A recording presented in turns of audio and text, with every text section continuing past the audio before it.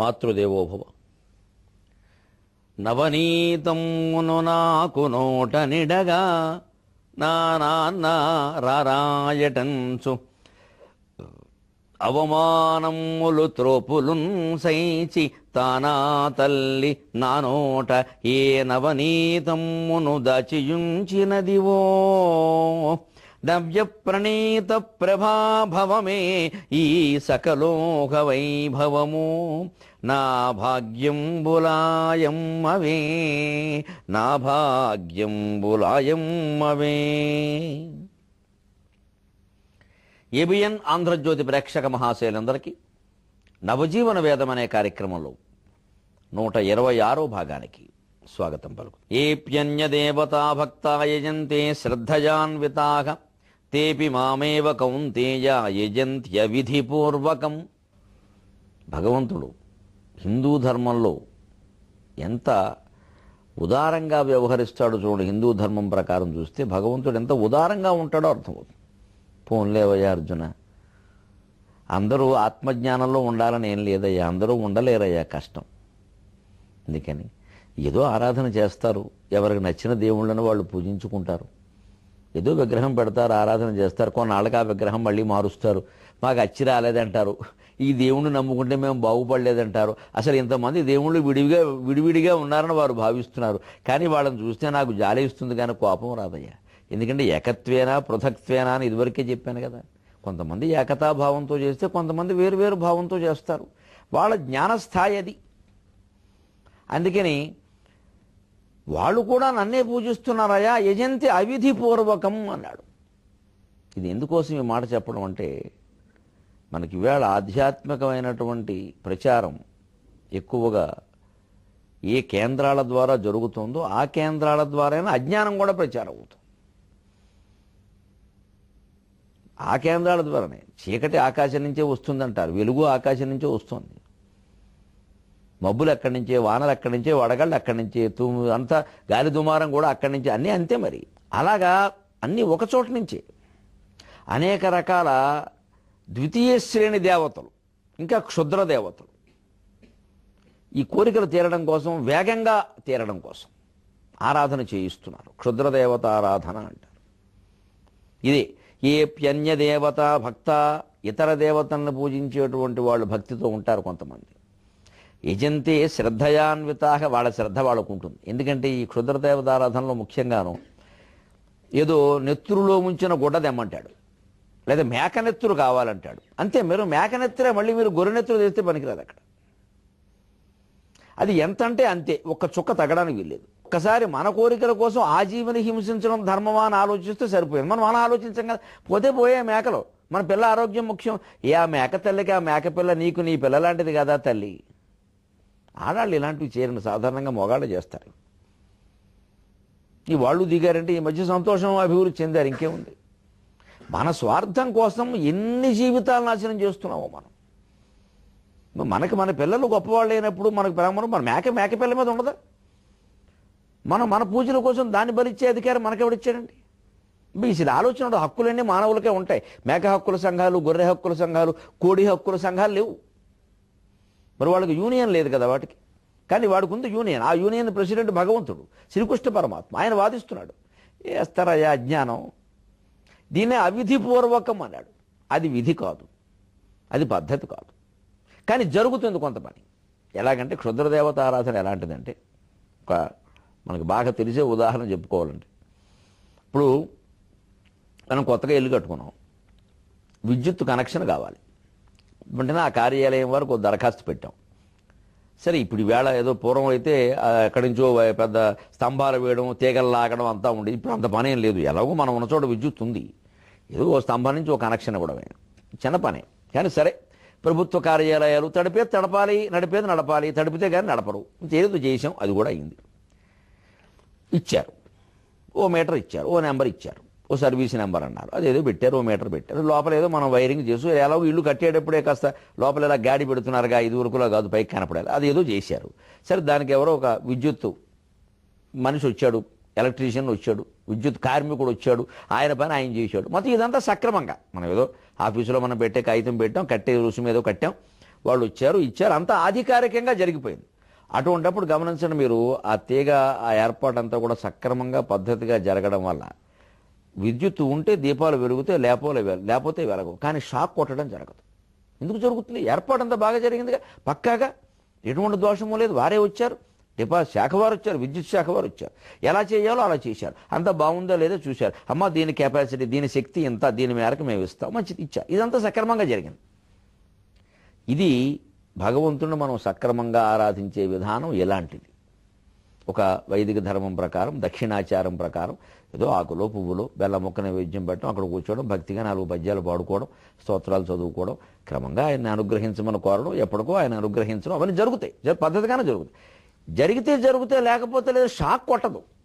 ఎందుకంటే సక్రమంగా చేశాం, వైదిక ధర్మం ప్రకారం సక్రమంగా చేశాం. పెద్దవాళ్ళు చెప్పినట్టు ప్రమాదకరమైన పనులు చేయాలి, ఎవరిని హింసించలేదు, ఏదో బెల్ల మొక్క నైవేద్యం పెట్టాం. క్షుద్ర దేవత ఆరాధన ఎలాంటిదంటే, మళ్ళీ కరెంటు ఉదాహరణతోనే చెబుతాను నేను.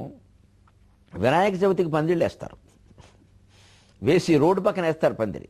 వినాయకుడు బాగా లోకు కదా, దేంతో పడితే దాడితే వినాయకుడు అన్నీ.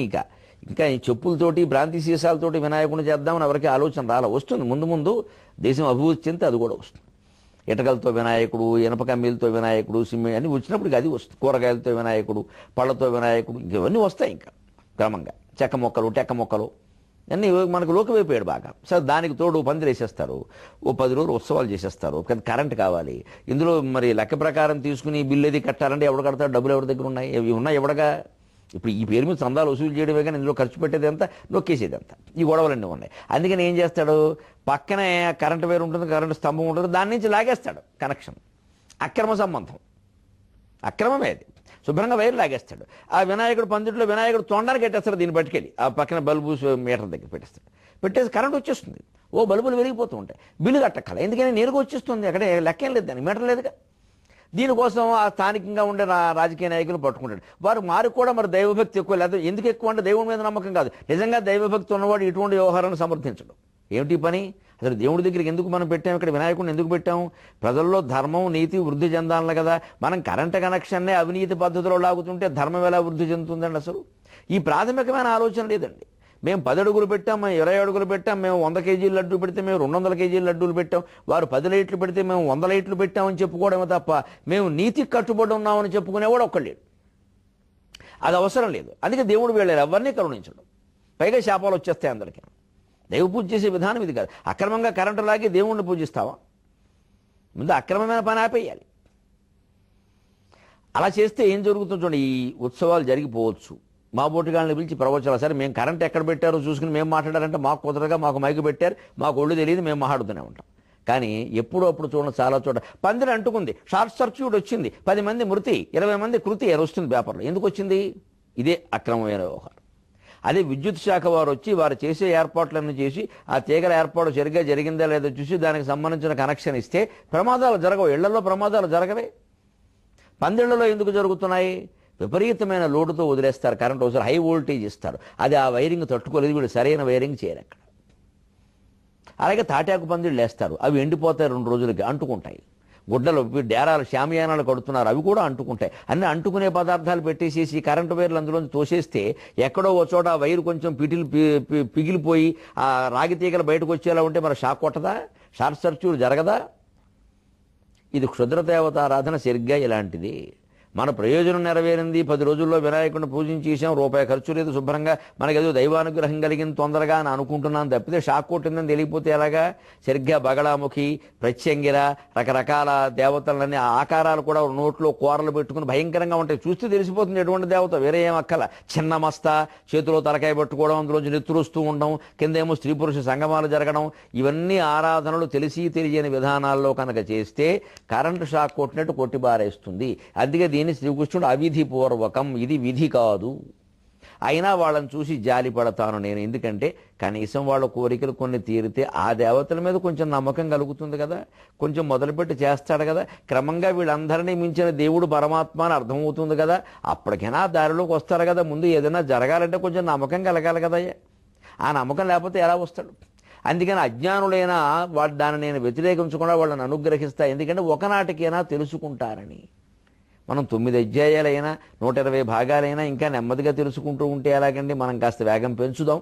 క్షుద్రదేవత ఆరాధనని ఒక అత్యాధునికమైన ఉదాహరణతో చెప్పుకున్నాం మనం. ఎందుకంటే ఈ క్షుద్రదేవతల పేరు మీద రకరకాల మాయలు చేసేస్తున్నారు అందరూ. సంప్రదించమంటారు, నెంబర్లు ఇస్తారు, సంప్రదిస్తే 10,000. అక్కడి నుంచి జరగకపోతే మన కర్మ అంటారు, జరిగితే వారి వైభవం అంటారు. పైగా అక్కడ మూతి దగ్గర మైకెట్టి చెప్పమంటారు. కావాలంటే ఎవరు ఫోన్ నెంబర్ ఇచ్చి వారిని అడగండి, వారు చెప్పి వారు బావమరిది, అంతకంటే ఏం లేదు. ఇదో నాటకాలు. ఈ ఈ విషవలయం నుంచి బయటపడి నేరుగా మనం కృష్ణ పరమాత్మను ఆరాధన చేసి మనస్సులో నమశివాయ నమశివాయ నమశివాయ అనుకుంటూ భగవన్ నామస్మరణ ద్వారా, భగవద్ ఆరాధన ద్వారా నేరుగా భగవంతుని అనుగ్రహం పొందేటువంటి ప్రయత్నం చేయాలి. అలా చేసేటప్పుడు మనకి సాధారణంగా మన ఆరాధనా విధానంలో మనం ఉన్న, అలాగే మన జీవన విధానం ఒకటండి. ఒక ధార్మికమైన జీవన విధానం మనం కలిగి ఉన్నప్పుడు, త్యాగభావంతో ఉన్నప్పుడు ఎంతోమంది ఎన్నో మాటలు అంటారు. మన బతకడం తెలియదంటారు, అమాయకత్వం అంటారు, డబ్బు సంపాదించడం తెలియదంటారు, ఇంత పలుకుబడి ఉండి కూడా ఎలా వినియోగించుకోవాలో తెలియదంటారు. దగ్గర వాళ్ళే అంటారు. ఇవేవి పట్టించుకోవలసిన అవసరం లేదు. ఎందుకంటే స్థిరతర ధర్మవర్తన ప్రసిద్ధికి నెక్కిన వాణిని, స్థిరతర ధర్మవర్తన ప్రసిద్ధికి నెక్కిన వాణిని ఒక్క ముష్కరుడు అతి నీచ వాక్యముల కాదని పల్కిన, ఒక్క ముష్కరుడు అతి నీచ వాక్యముల కాదని పల్కిన అమ్మహాత్ముడున్ కొరత వహింపడయ్యా, అమ్మహాత్ముడున్ కొరత వహింపడయ్యడా. అకుంఠిత పూర్ణ సుధాపయోధిలో, అకుంఠిత సుపూర్ణ సుధాపయోధిలో అరుగుచు కాకి రెట్ట ఇడినందున ఏమి కొరంత భాస్కర. అకుంఠిత పూర్ణ సుధాపయోధిలో నరుగుచు కాకి రెట్ట ఇడినందున ఏమి కొరంత భాస్కర. ఇది మనం స్థిరంగా నిర్ణయించుకోవాలి. ఎప్పుడు ఆధ్యాత్మిక మార్గంలో మనం నీతి నిజాయితీలతో నడవడం ఎప్పుడైతే ప్రారంభించామో, నేను నిజమే చెబుతాను, అబద్ధం చెప్పను అని నియమం పెట్టుకున్నాము, మొట్టమొదటి విమర్శ అయిన వాళ్ళ దగ్గరే మొదలవుతుంది. ఇలా అయితే బతుకుతామా? వాళ్ళకందరికీ లేని మనకెందుకు? ఈ విమర్శ ఆడాళ్ళు చేస్తారనుకోవద్దండి, మగాళ్ళు కూడా చేస్తారు. ఆడవాళ్ళు ఆధ్యాత్మిక మార్గంలో కాస్త 4 మంచి ప్రవచనాలు విని నీతిగా ఉందామని మొదలు పెడితే మగాడు అంటాడు వెంటనే, వీళ్ళందరూ వచ్చి నన్ను జరగొట్టారు అని మాట్లాడతారు, మమ్మల్ని తిడతారు పైగా. సరే, మొగాడు అలా ఉంటే ఆడాళ్ళు మాట్లాడతారు వెనకాల. మీకు ఇప్పుడేమిటి ఇవన్నీను? ఎంతమంది బతకడం లేదు? దేశం మనం ఒక్కళ్ళ వల్ల బాగైపోతుందా? ఆ గురువుగారు అలాగే చెప్తారు, ఆయనకి పని పాట లేదు. మరి పని పాట లేని వాళ్ళం మేమంతా. అందుకని ఉంటాయి ఈ విమర్శలు మామూలే. పైగా మామూలు విమర్శ బలహీనుడు అంటారు, చేతకానివాడు అంటారు, ఇంత ఇమేజ్ ఉండి కూడా ఉపయోగించుకోడండి అంటారు. ఏంటి ఉపయోగించుకోవడం అంటే? ఎందుకు ఉపయోగించుకోవాలి? మనకేమో అవసరం ఇమేజ్ తోటి? రమణ మహర్షి వినియోగించుకోలేదే, జిడ్డు కృష్ణమూర్తి గారు వినియోగించుకోలేదే, మనం ఎందుకు వినియోగించుకోవాలి? అంటే ప్రతిదీ స్వార్థ ప్రయోజనం కోసం. కాస్త ఏ రంగంలోనైనా కొంచెం కాస్త అభివృద్ధి చెంది. నీకు సినిమా వాళ్ళు తెలుసా? రాజకీయ నాయకులు మీ ఇంటికి వస్తారు. ఎందుకంటే రావడం, కుక్కలు వస్తాయి మా ఇంటికి. అంతకంటే ఎందుకు రావాలండి వాళ్ళు? ఎందుకు రావాలి? ఏ పని ఏమిటి అసలు? నేను వెళ్ళను, వాళ్ళు రారు, నాకేమిటి పని వాళ్ళతో? వాళ్ళకి నాతో పని ఏమిటి? అంటే వాళ్ళు వస్తేనే గొప్ప, సినిమా వాళ్ళు వస్తేనే గొప్ప. కాస్త ఎవడన్నా కాస్త సాహిత్యంలో మీరు సినిమాలో కూడా ఏమిటి చేరేది? ఏమన్నా ఏదైనా పార్టీయా? ఎందుకు చేరాలి సినిమాల్లో? సినిమాల్లో చేరిన వాళ్ళు లేరు, వాళ్ళు బాగా చేసుకుంటారుగా, మనం ఎందుకు చేరాలి? అంటే వాళ్ళతో మనం పోటీ పడాలి, అందులో మళ్ళీ గొడవలు రావాలి, ఈర్ష్యాసూయలు. ఇదంతా బంధువర్గం అండి. సాధారణంగా ఇదంతా అభివృద్ధి కోరుతూనే ఉంటారు. పొరపాటు మాట. వీడు బాగా పైకి వస్తే వీడిని పిండేద్దామని ఆవకాయ పిచ్చు కింద వీడిని ఎలా ఉపయోగించుకోవచ్చు? వీడిని పట్టుకుని మనం సీఎం దగ్గరికి వెళ్ళచ్చు, వీడిని పట్టుకుని మన ప్రయోజనాలు చూసుకోవచ్చు. ఇప్పుడు ఇంత ప్రసిద్ధుడే ఉండి కూడా వీడు ఎవరికీ లొంగకపోవడం వల్ల, ఏమీ కోరుకోకపోవడం వల్ల, మహాయోగిలా ఉండడం వల్ల మనకేం ప్రయోజనాలు కలగట్ల. అందుకని వీడిని యోగిని తీర్చి భోగిని చేయాలి. ఇందుకోసమే వ్యాఖ్యానాలు వస్తాయి. ఈ ఎటువంటి వ్యాఖ్యానాలు ఎటువంటివి అంటే, పాలసముద్రం నుంచి కాకెడుతుంది అకుంఠిత పూర్ణ సుధాపయోధి.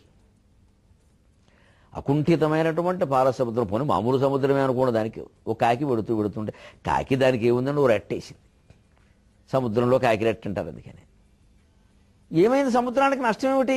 అంత పెద్ద సముద్రంలో ఈ రెట్ట వల్ల నీళ్లు పాడేది. అదే ఓ గ్లాసులోనో బిందులోనో పడితే నీళ్లు పాడవుతాయి, ఓ పాల బిందులో పడినా పాలు పాడవుతాయి. కానీ పాల సముద్రంలో ఇది రెట్టేస్తే వచ్చేదేం లేదు. ఆ మహానుభావుడు నీతి నిజాయితీలకి కట్టుబడిన వ్యక్తి, ఒక మహాయోగిలా ఏ సాంగత్యం లేకుండా ఏకాంతంగా బతుకుతున్న వ్యక్తి, నిత్యం ఆత్మస్థితుడై బ్రహ్మజ్ఞానంతో ఆనందంగా ఉంటున్న వ్యక్తి పాల సముద్రం లాంటి వాడు.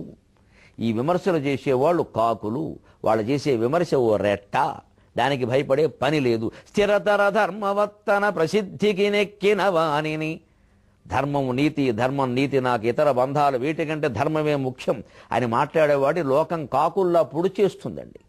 అనుమానమే లేదు ఆ విషయం. వాడిని బతకనివ్వదు. నువ్వు చేతకానివాడు ఉంటుంది. తద్వారా వాళ్ళు అందరూ ఇలా ఉంటున్నారు, నేను ఇలా ఉండకూడదేమో అని వాడు మారిపోతాడు. ఎందుకంటే వాడిని చూసి వీళ్ళు తట్టుకోలేరు. వీళ్ళ హృదయం వీళ్ళని ప్రశ్నిస్తుండే, మీ వాడే అలా ఉన్నాడు కదా, మీ వాడే అలా ఉన్నాడు కదా, మీరు ఉండరే అంటున్నారు. అందుకని వాడిని మార్చేస్తే ఇక మనం ఉండక్కల. మనకి లోకం బాగుపడడం కాదు కావాల్సింది, చెడిపోతే మనం కూడా చెడిపోవచ్చు. బాగుపడితే మళ్ళీ మనం బాగుపడాలనే ఆలోచన వస్తుంది. ప్రమాదం, మనకి ఇష్టం లేదు అది.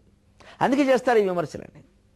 అంచేత మన ధర్మవర్తన ప్రకారం మనం వెళ్ళిపోతున్నప్పుడు బంధువులు కానీ, మిత్రులు కానీ, దగ్గర వాళ్ళు కానీ, ఎంతటి వాళ్ళు కానీ ఏదైనా విమర్శలు చేస్తే ఒకసారి ఆలోచించాలి. విమర్శ అయ్యో మన బాక్కూరు చేసేవాళ్ళు కూడా ఉంటారు, దానికే ఉంది.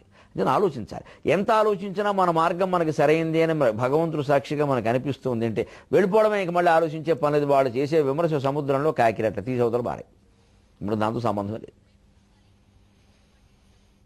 అందుకని పూర్ణ సుధాపయోధిలో అరుగుచు కాకి రెట్ట ఇడినందున ఏమి కొరంత భాస్కర.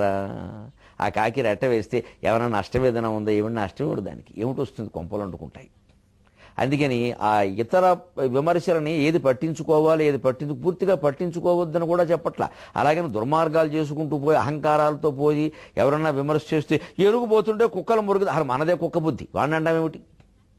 మనం ఏనుగు అయితే కదా వాడు కుక్క అయ్యేది, మనం చేసేదే కుక్క పని. అంటే ప్రతి వ్యక్తి సొంత విచక్షణా జ్ఞానంతో నేను చేస్తున్నది తప్ప ఒప్ప అని 1కి 10 సార్లు ఆలోచించుకోవాలి. ఎన్నిసార్లు ఆలోచించుకున్నా మనం చేస్తున్నది సరైన పని అని మనకు అనిపించింది అంటే ఇతరుల విమర్శల గురించి పట్టించుకోకల. ఎందుకంటే ఈ ఇతరులు అనే వాళ్ళు చాలామంది మనం అభివృద్ధి చెందడం ఇష్టం లేని వాళ్ళు ఉంటారు, మనం దిగజారిపోవాలని కోరుకునే వాళ్ళు ఉంటారు, కావాలనే మాయ చేసి మనని ఊబిలోకి దింపే వాళ్ళు ఉంటారు. బాగా ఒక రంగంలో ప్రసిద్ధుడైననుకోండి, ఒక వ్యక్తి మంచి పాటలు ఏవో బాగా రాస్తున్నాడు, లేకపోతే మాటలు బాగా రాస్తున్నాడు, మంచి బాగా సంపాదించుకుంటున్నాడు, బాగున్నాడు అనుకో, వెంటనే ఇదివరకు ఆ రంగంలో ప్రసిద్ధులైన వాళ్ళకు ఒక బాధ ఉంటుంది. ఈయన వచ్చాడు, ఇప్పుడు మనకు అవకాశాలు తగ్గిపోయినాయి, అందరూ ఈయన పేరు చెబుతారు. అందుకని సహజంగానే ఒక అసూయ పుట్టి ఆయన ఎలా దింపేద్దామని చూస్తారు.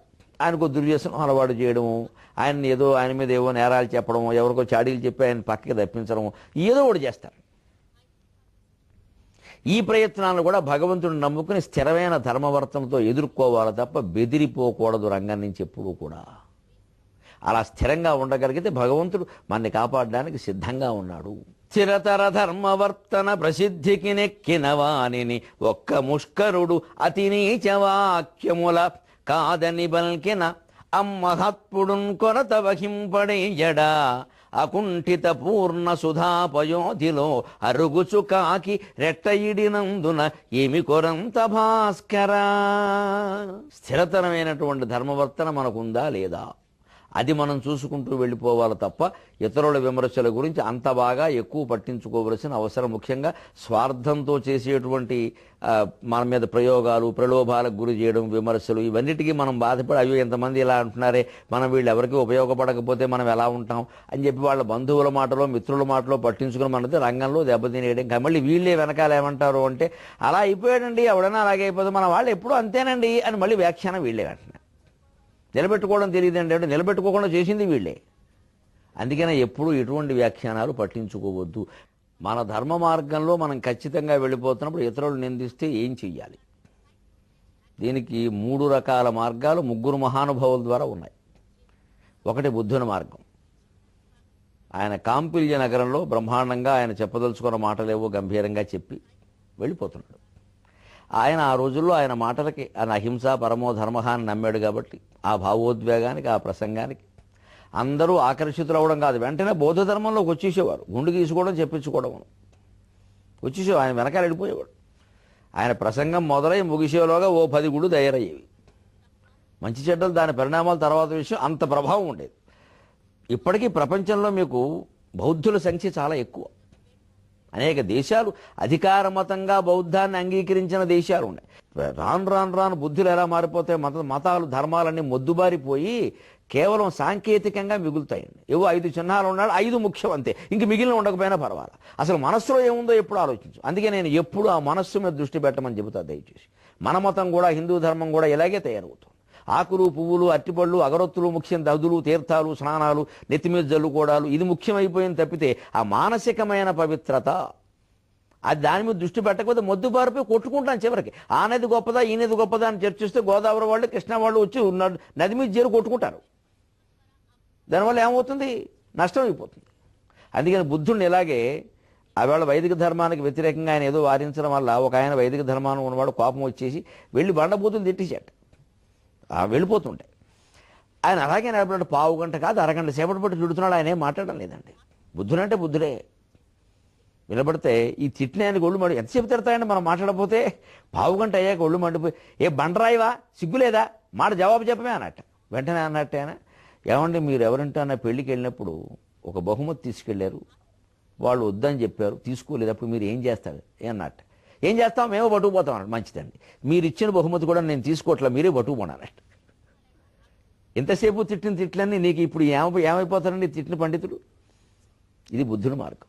ఇంకో మార్గం ఉంది. రామానుజాచార్య మహానుభావుడు ఆయన రోజు శిష్యులతో సహా రంగనాథస్వామి ఆలయానికి వెళ్ళడం, స్వామివారి దర్శనం చేసుకోవడం, ఏదో అక్కడేదో కాస్త నలుగురికి మంచి మాటలు చెప్పడం జరిగే గొప్ప సాంఘిక సంస్కర్త మహానుభావుడు. ఆయన ఆ వెళ్ళే మార్గంలో ఎక్కడో దారిలో సమాధులు ఉండేవి కొంతమందివి. ఈయన రోజు ఆ వెళుతూ ఆ సమాధుల దగ్గరికి వెళ్ళడం, ఒక సమాధి దగ్గర ఎక్కడో నిలబడడం, భక్తిగా ఏదో నమస్కారం చేయడం, అలా చూడడం, ఏటో కన్నీళ్లు గార్చడం, తర్వాత అక్కడి నుంచి రావడం. శిష్యులు ఆయన అనుసరించేవారు. కొంతమందికి అనుమానం వచ్చి, గురువుగారు రోజు ఇక్కడికి వస్తారు, ఇదేమి ఆయన గురువుగారి సమాధి కాదు, ఏం కాదు, ఏదో మామూలు సమాధులు, ఎందుకు ఈయన వస్తున్నారు ఇక్కడికి అని ఒకసారి కొంచెం ధైర్యం చేసి ఒక ఆయన, ఏమంటే రోజు మీరు ఆ సమాధి దగ్గరికి వెడుతున్నారు, ఏదో సమాధి ప్రత్యేకం సమాధి అని ఏదో సమాధి కొడుతున్నారు, నమస్కారం చేస్తున్నారు, కన్నీళ్లు గారుస్తున్నారు, ఏమిటో సమాధి మీద మీకంతా ఏమిటండి అంటే ఆయన అన్నట్ట, సమాధి అంత గొప్పదయ్యా మనిషి కంటే. ఈ సమాధి మీద పువ్వులు పెట్టినా అది మాట్లాడదు, రాళ్ళు వేసినా అది మాట్లాడదు, మనం ఆ స్థితికి ఎప్పటికైనా ఎదగలుగుతామా అన్నట్ట. ఇది రామానుజాచార్య మార్గం. ఎంత గొప్ప మహానుభావులు ఉన్నారండి. శంకరాచార్య, రామానుజాచార్య, మధ్వాచార్య, బుద్ధుడు. ఎవరు తక్కువ వాళ్ళండి ఇందులో? మనం తక్కువ వాళ్ళం. కానీ మన తక్కువదనంతో వాళ్ళని తక్కువ వాళ్ళని చేసాం. వాళ్ళంత వాళ్ళం మనం అవ్వడం పోయి మనం తక్కువ వాళ్ళని చేసేవాళ్ళు. లేదా ఎంత గొప్ప వాళ్ళు వీళ్ళు. ఈ సమాధికి రాళ్ళు వేసినా పువ్వులు వేసినా తెలియదు కదా, అలా ఉండిపోతుంది బండగాను. ఎవరొచ్చి దండం పెట్టారో తెలియదు, ఎవరొచ్చి అక్కడ కూర్చొని చుట్టకాల్చుకున్నారో తెలియదు. మరి ఎంత గొప్పది ఇది. అసలు మనం అలా ఉండగలిగితే ఎంత బాగుండు. మనకు అన్నీ తెలుస్తున్నాయి, రాగద్వేషాలకు లోనవుతున్నాము అన్నట్టు. నిందలను ఎదుర్కొనే విధానం ఏదో ఒకటి, పట్టించుకోకపోవడం ఒకటి, తిరిగి వారికే ఇచ్చేయడం ఒకటి. ఇంకొక విచిత్రమైన చమత్కారం ఏంటంటే, మన పద్ధతి నచ్చిన వాళ్ళు ఎప్పుడూ విమర్శిస్తూనే ఉంటారు. టంగుటూరి ప్రకాశం పంతులు గారు ఆంధ్ర రాష్ట్రానికి 53లో ముఖ్యమంత్రి అయిన తర్వాత ఆయన పుట్టినరోజుకి కొన్ని వందల మంది ఉద్యోగులు, అభిమానులు వీళ్ళందరూ పుష్పగుచ్చాలు పట్టుకెళ్ళిపోయారు. శుభాకాంక్షలు. ఆయన ఎవరిని రానివ్వలేదు. కుదరదు, అస్సలు నేను ఒప్పుకోను. కోప్పడమే కానీ కోపం ఆయన పద్ధతి అయింది. కోపం అందరు పాపం బాధపడ్డారు. పుట్టినరోజు శుభాకాంక్షలు చెబుతానంటే వద్దు పిచ్చి బ్రాహ్మడు అని తిట్టుకుంటూ వెళ్ళిపోయారు. ఆయన కార్యదర్శి అడిగాడు, ఏమండి మీరు మనకి చెడ్డ పేరు వస్తుందండి, మీరు మంచి నాయకులు, మనం ఎన్నికల్లో మళ్ళీ నెగ్గాలి, ప్రజల అభిమానం పోగొట్టుకోకూడదండి, వాళ్ళంతా ఎంతో అభిమానంతో పట్టుకొని, నీకు తెల ఊరుకోవా, నువ్వు వద్దు, నాకు నష్టం అన్నట్టు. అప్పుడు నేను అడిగాడు, ఏమండి మీరు ఎలా వ్యవహరించడం బాగోలేదు. రెండో పుట్టినరోజు కూడా ఇంతే. ఆ చివరికి ఆయన అన్నట్ట, నీకు ఈ మాట నేను ఎందుకన్నా సరిగ్గా ఏడాది ఆగాక మళ్ళీ ఇదే రోజు చూడమన్నట్ట. అదే రోజుకి ఆయన ముఖ్యమంత్రి పదవిలో లేడు, దిగిపోయాడు అవిశ్వాస తీర్మానం కారణంగా. ఇంకెవరూ శుభాకాంక్షలు చెప్పడానికి రాలా. విచిత్రం, ఈ కార్యదర్శి కూడా లేడు. ఇది జీవితం అంటే. మనం పదవిలో ఉండగా కొన్ని వందల మంది వస్తారు, అదే పని పడిగాపులు కాస్తారు. అదే మనం ఈ పదవి పోయి ఇంటి దగ్గర ఉంటే మన గురించిన వ్యాఖ్యానాలు బయటకు వస్తే మన దగ్గరికి ఎవరు రారు. ఇలాగా అనేక రకాల వ్యాఖ్యానాలని, నిందల్ని ఎదుర్కొందుకు చమత్కారంగానే అనేక విధానాలు ఉన్నాయి. ఏది మనకు అనుకూలమైందో దాని ప్రకారం చేసుకుంటూ వెళ్ళిపోవాలి. మొత్తం మీద మన మార్గాన్ని మనం విడిచిపెట్టకూడదు. అది ధర్మ మార్గం. సెలవు.